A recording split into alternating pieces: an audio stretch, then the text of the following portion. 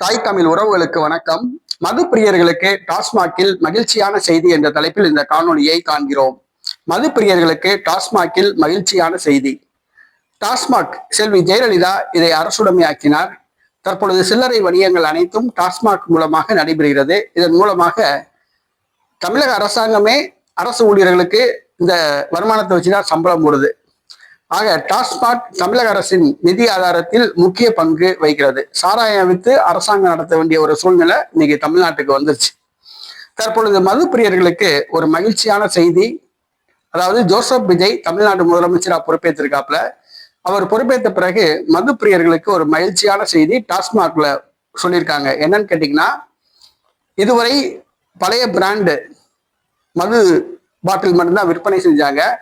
இப்ப புது புது பிராண்ட் மதுபானங்கள் விற்பனை செய்யப்பட உள்ளன. அதிலும் குறிப்பா வெளிநாடுகளிலிருந்து மதுபானங்கள் இறக்குமதி செய்யப்பட்டு டாஸ்மாக்ல விற்பனை செய்யப்பட உள்ளது.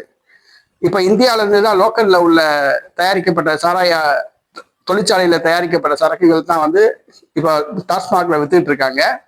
இனிமே வெளிநாடுகள் அமெரிக்கா, ஐரோப்பா, ஆஸ்திரேலியா ஆகிய நாடுகளில் தயாரிக்கப்படுகிற மதுபானங்களும் டாஸ்மாகில் விற்பனைக்கு வர உள்ளன. இதுவரை 100 பிராண்டுகள் விற்பனை செய்யப்பட்டு வருகிறது. இன்னும் அதிகமாக விற்பனை செய்யப்படலாம் என்று எதிர்பார்க்கப்படுகிறது.